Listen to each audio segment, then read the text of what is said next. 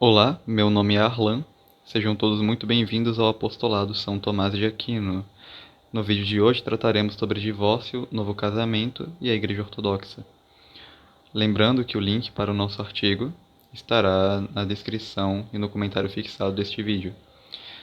Os cristãos ortodoxos costumam ensinar que o casamento pode ser dissolvido pelo adultério, assim como pela morte, permitindo o divórcio pela primeira causa, e mais 2 novos casamentos possíveis, 3 no total, enquanto a Igreja Católica ensina que um matrimônio válido só pode ser dissolvido pela morte, não havendo limites essenciais para a quantidade de casamentos posteriores. Também reconhece separação física por causa de imoralidade, como adultério, mas sem que se possa casar novamente enquanto uma das partes estiver viva. O debate que existe acerca desse assunto entre os pais da igreja costuma gerar bastante confusão, e dificilmente se vê alguém que o trate com a devida seriedade. Na maioria das vezes, é resumido a um lado tentando provar que a opinião do outro nunca existiu. Resumidamente, o assunto sobre a indissolubilidade do matrimônio sempre gerou certa confusão entre os primeiros autores cristãos, não sendo até então matéria de fé definida. Santo Agostinho acreditava em uma doutrina que, na prática, idêntica à católica, e mesmo que ele não acreditasse compreender suficientemente os mistérios do matrimônio, a acusação da oposição de que ele não teria muita dificuldade em aceitar um segundo casamento, por não considerá-lo um pecado grave, é simplesmente vã, uma vez que isso deve ser entendido como uma simples diminuição da gravidade. Abre aspas.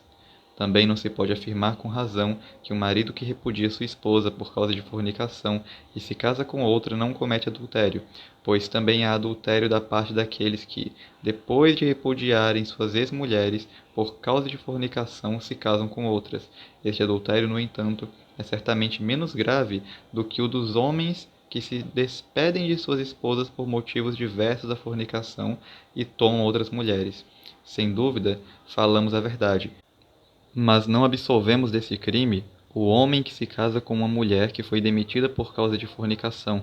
Não temos a menor dúvida de que ambos são adúlteros. De fato, declaramos adúltero aquele que dispensa sua esposa por causa que não seja fornicação e se casa com outra. Nem assim defendemos da mancha desse pecado o homem que dispensa sua esposa por causa de fornicação e se casa com outra. Reconhecemos que ambos são adúlteros, embora o pecado de um seja mais grave que o do outro.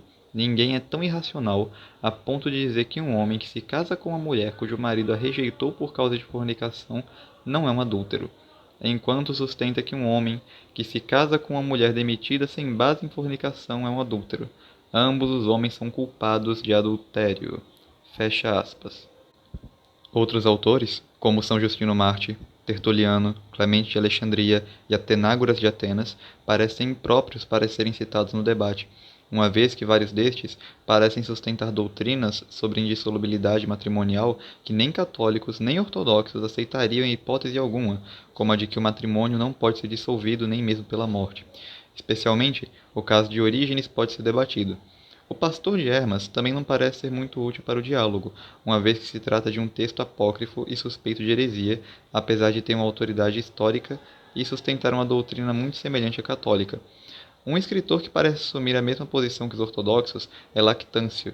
Por isso mesmo, ele não deve, ao contrário do que alguns fazem, ser usado em defesa da doutrina católica sobre o matrimônio. Por outro lado, um autor que os ortodoxos tentam tomar para si é São Teodoro de Cantuária, usando como base um penitencial que é datado de quase 2 séculos após seu nascimento, provavelmente escrito nos Reinos Francos. Não preciso me demorar muito para explicar como isso é irrelevante, ainda mais considerando o Concílio de Ælfthorne, que foi um sínodo na Inglaterra, relatado por São Beda, que teve a presença de São Teodoro. O cânon 10º afirma que apenas um casamento legítimo é permitido a qualquer pessoa, que ninguém cometa incesto. Nenhum homem pode abandonar sua esposa, exceto, como ensina o Santo Evangelho, por causa da fornicação. Mas se alguém expulsou sua mulher, unida a ele em casamento legítimo, se ele quiser ser cristão por direito, não se una a outra mulher, mas permaneça solteiro, ou reconcilie-se com sua própria esposa. O próprio São Beda escreve sobre a indissolubilidade do matrimônio. Abre aspas. Para que uma esposa seja demitida, há apenas uma causa carnal, e essa é a fornicação, e apenas uma causa espiritual, que é o temor de Deus. como se lê que muitos fizeram por motivos religiosos, mas não há causa permitida pela lei de Deus, pela qual um homem possa se casar com outra mulher, enquanto a esposa que lhe abandonou ainda estiver viva. Fecha aspas.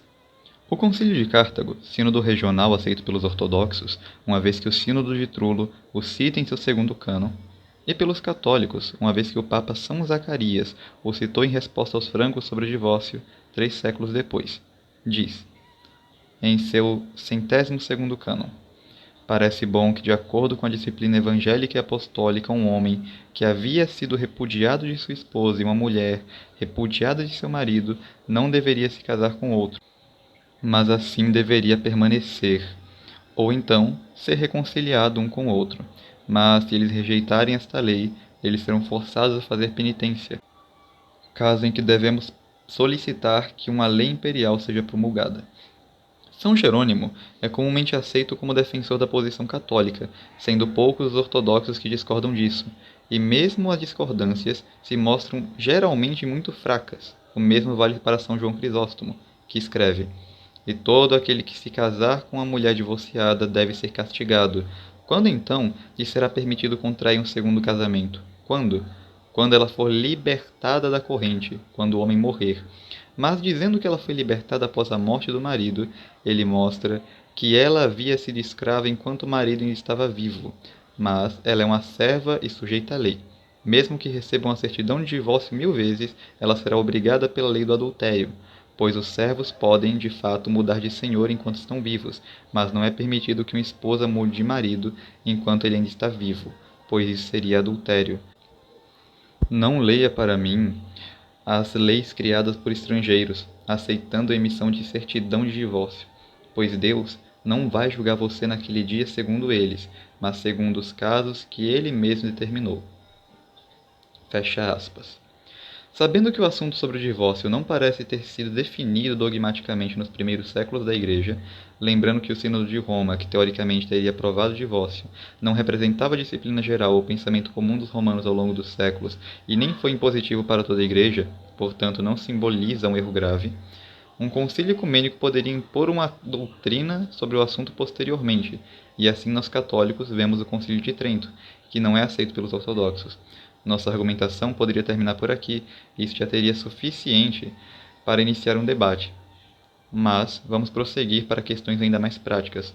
Os ortodoxos costumam acusar a nulidade matrimonial ensinada pela Igreja de ser uma espécie de divórcio católico, mas a legislação católica é muito clara ao ensinar quando um matrimônio simplesmente nunca existiu, sendo considerado nulo, não permitindo a dissolução do vínculo matrimonial. Se em algum momento algum tribunal eclesiástico abusou das leis canônicas, a Igreja não pode ser julgada por isso.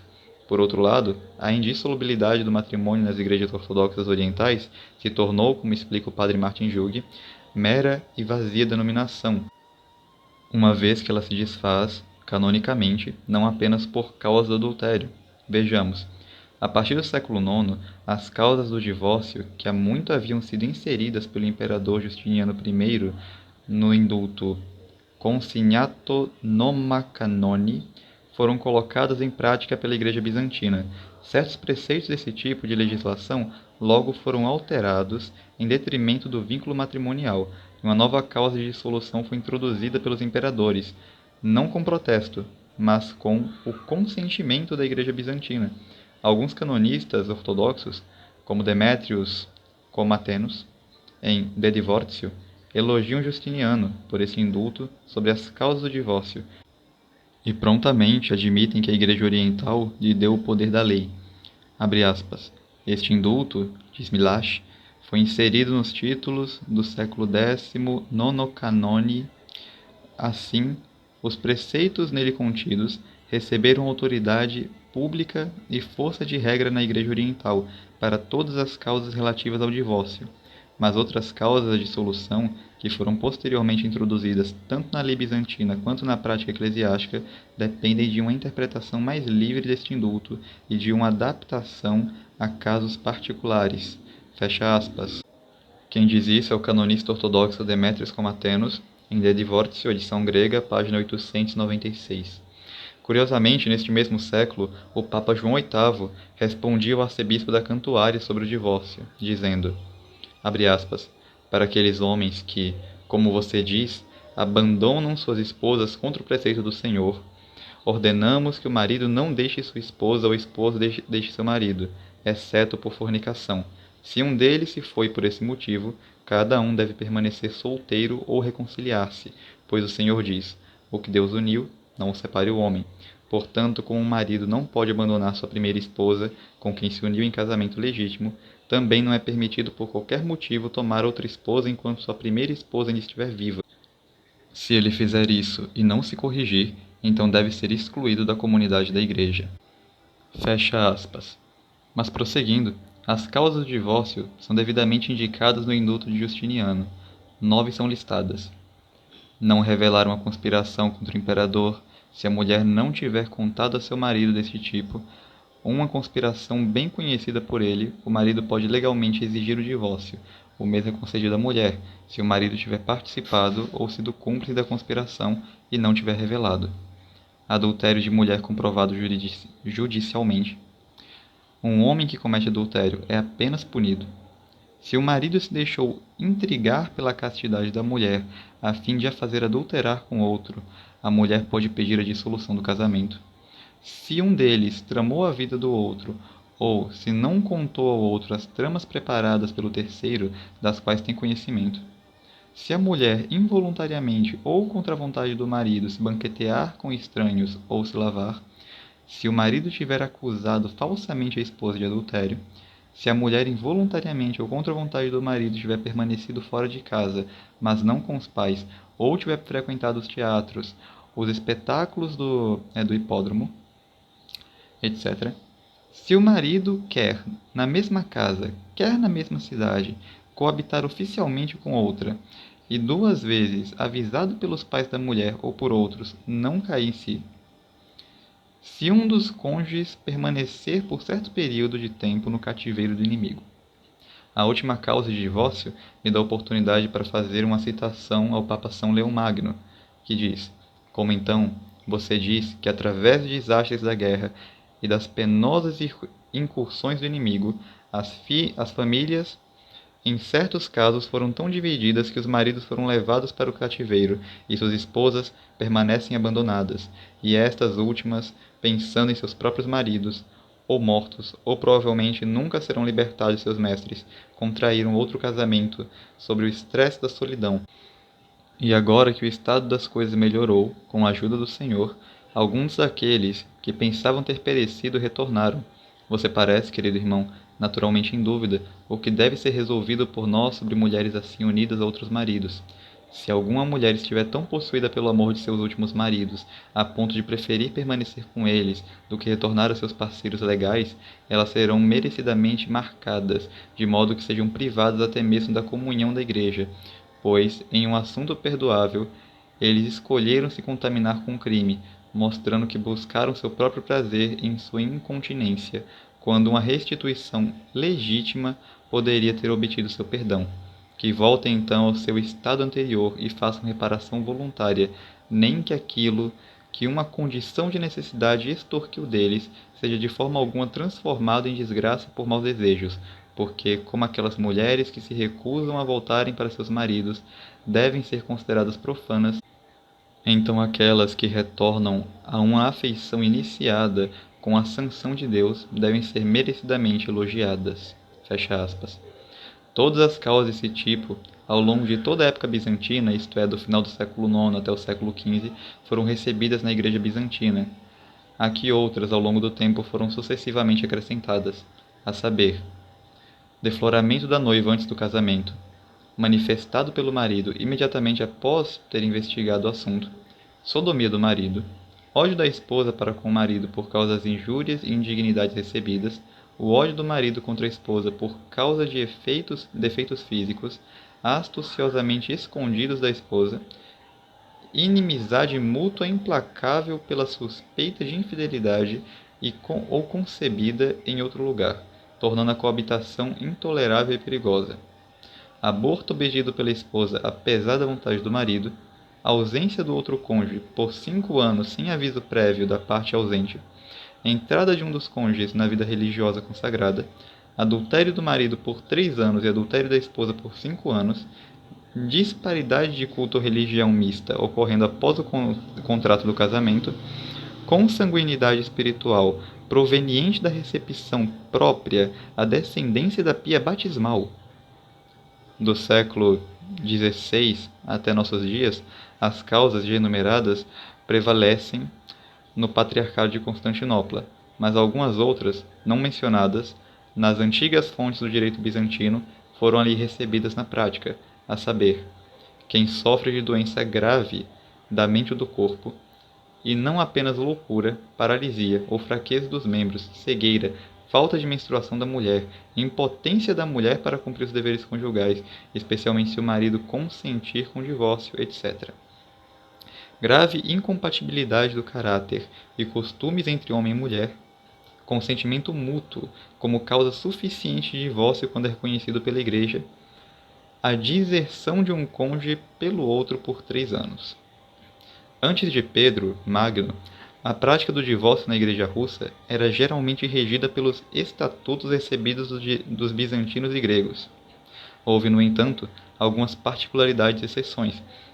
Assim, apresentaram as causas da dissolução: o esbanjamento da fortuna da mulher pelo marido, crueldade com a esposa, bestialidade, esterilidade da mulher, a doença após o casamento não foi considerada uma causa suficiente. Além disso, um abuso gravíssimo surgiu do costume pelo qual todo padre recebia uma carta de divórcio por parte de suas esposas, e todo abade para a vida monástica ou outro cônjuge seria permitido dar-lhe a tonsura como sinal de consentimento. Desde o século XVIII, não só esse abuso foi erradicado, mas mesmo o número de causas de divórcio, conforme observado no Komtaia Klinika, foi bastante reduzido. Até pouco tempo atrás, apenas 3 fundamentos para o divórcio propriamente dito eram aprovados no Tribunal do Sínodo Governante, a saber, o adultério de qualquer dos cônjuges homologado judicialmente, a ausência de um dos cônjuges por 5 anos, com falta de todas as informações sobre a ausência, rebaixamento para a Sibéria, por causa de algum crime grave. Em tempos mais recentes, diz Suvorov, o sínodo governante dissolveu os casamentos por outras razões. Além disso, o costume de exigir o divórcio por meios extraordinários sempre prevaleceu na Rússia, isto é, por um mandato de execução ao imperador, a quem os juristas alemães deram o poder de dissolver casamentos. A partir do ano de 1908, porém, uma nova lei sobre o divórcio foi aprovada pelo Sínodo russo, que foi finalmente promulgada no Grande Sínodo de toda a Igreja Russa, realizado em Moscou, em 1917 a 1918. Um duplo decreto foi emitido em 20 de abril de 1918 e outro em 2 de setembro do mesmo ano. Em virtude do primeiro decreto, como fundamento suficiente para requerer divórcio da Igreja, que teria por si mesma o poder de dissolver o casamento, direito reivindicado pelo Sínodo Russo, existem, além da impotência física precedente, abandono da fé ortodoxa por qualquer dos cônjuges, o adultério de um ou de ambos os cônjuges, desde que não tenha sido cometido deliberadamente por mútuo consentimento para obter a dissolução do casamento, a tentativa de novo casamento, assim como os vícios contrários à natureza, como a sodomia, são equiparados ao adultério, assim como a prostituição praticada com fins lucrativos, mutilação voluntária após o casamento, tornando um dos cônjuges inapto para a vida conjugal, lepra, doença sifílica, ausência do outro cônjuge, contínua por 3 anos completos, ou por 2 anos apenas, se a perda de notícias for razoavelmente presumida em decorrência de guerra ou colapso ou outra calamidade pública, condenação à pena da condição anterior e perda dos direitos civis, na vida de um cônjuge ou filho, uma emboscada ou uma ameaça, também lesões graves, feridas, golpes infligidos ao cônjuge ou filho. A estas causas foram acrescentadas as seguintes por outro decreto: loucura incurável, impeditiva da vida conjugal, deserção dolorosa de um dos cônjuges pelo outro, devidamente descoberta e verificada pelo tribunal eclesiástico. As razões para a obtenção de divórcio mais frequentemente reclamadas e recebidas pela autoridade eclesiástica são sobretudo 2, a saber, a ausência silenciosa de 3 anos e a deserção malévola, que já no segundo mês, após a advertência pública anunciada em algum comentário do jornal eclesiástico, pode ter seu efeito. A prática dos búlgaros, sérvios e romenos nesta matéria é geralmente adaptada à norma observada no patriarcado ecumênico. Entre os búlgaros, segundo a lei de 21 de março de 1897, ocorrem as seguintes particularidades. As causas de divórcio são: ausência do marido por 4 anos, desperdício dos bens da família por embriaguez, recusa obstinada da esposa em regressar à vida comum após 3 anos de separação do marido, não justificada por motivo plausível. Uma vez casados, especialmente no caso de adultério, outros casamentos eram comumente proibidos, mas, com o passar do tempo, em muitos lugares, desceu da antiga severidade. A permissão é concedida ao culpado para contrair um novo casamento após um certo período de tempo, isso é, depois de ter cumprido a penitência canônica e dado sinais de emenda. Como explicam os canonistas dissidentes, uma tão clara transgressão da lei estabelecida por Cristo, o que Deus uniu, o homem não separará, eles dizem que as palavras da Escritura sobre a dissolução do vínculo matrimonial por morte natural ou por adultério não devem ser tomadas literalmente, mas também devem ser entendidas metaforicamente e estendidas aos casos relacionados à morte ou adultério. Com efeito, além da morte natural, a morte física, a morte civil e há a morte espiritual, além do adultério realmente cometido, ao adultério pressuposto, cujas diferentes espécies e modalidades podem ser distinguidas. Também não há dissidentes entre eles que admitam francamente que a Igreja ignorou ou condenou expressamente a antiga prática do divórcio, mesmo em caso de adultério. De fato, se você examinar cuidadosamente os documentos da antiga lei canônica relacionados ao nomocânon bizantino, encontrará algo que exclui completamente o divórcio e apoia o ensinamento católico sobre a indissolubilidade absoluta do casamento. Sabe-se que alguns padres orientais, sobre o segundo e outros casamentos, falaram com muita severidade. São Basílio compara o terceiro casamento à fornicação. No entanto, o segundo e terceiro casamento foram tolerados pela Igreja Bizantina, mas, no passado, uma certa impiedade foi imposta e a coroação foi negada. O terceiro casamento, no entanto, a partir do ano 920, era absolutamente proibido. É conhecida a história da controvérsia que se alastrou em Bizâncio desde o ano de 907 até o ano de 920, por causa do quarto casamento do imperador Leão VI, e só ficou completamente adormecida no ano de 996. É claro que ficaríamos completamente calados sobre isso se o patriarca de Constantinopla, Nicolau o Místico, tivesse alguma vez afirmado, ou pelo menos aparentado afirmar, que o quarto casamento era proibido pela lei divina. O resultado lamentável dessa disputa foi um novo cisma entre as igrejas romana e bizantina. Mas o fruto do exílio, chamado Tomos da União, foi promulgado em 920, em um certo concílio de Constantinopla, pelo qual o quarto casamento foi estritamente proibido sob as penas mais severas, sem a possibilidade de qualquer dispensa por parte da Igreja sendo negada, mas sim subjugada. O Romano Pontífice finalmente concordou com este volume no ano de 923, para o bem da paz, certamente com algumas exceções, das quais, embora não tenhamos nenhuma evidência histórica, podemos conjecturar algo com razão. O Tomo da União foi registrado em todas as coleções canônicas dos greco-russos e preservou a força da lei até hoje, mas isso não impediu que, com o passar do tempo, casos de quarto casamento ocorressem com frequência nas igrejas ortodoxas, especialmente entre os russos. No século XVI, em Moscou, repetiu-se que havia acontecido com os bizantinos no século X. Aconteceu por ocasião do quarto casamento de João IV, pois a carta do metropolita de Moscou sobre este casamento é preservada, pela qual o czar é intimado com penitência canônica por seu quarto casamento, e ao mesmo tempo é anátema decretado a todos aqueles que pretendem contrair um quarto casamento. Embora a tetragamia, desde 1649, também fosse proibida pela lei civil dos russos, ainda em 1767 o sínodo dirigiu várias retribuições. Depois, dissolveu o noivado de má-fé e deu permissão ao cônjuge de boa-fé, que já não era casado, para contrair novo casamento. Também, entre os gregos e sérvios, não há um único documento sobre a dissolução dos quartos casamentos, ou a proibição destes novamente.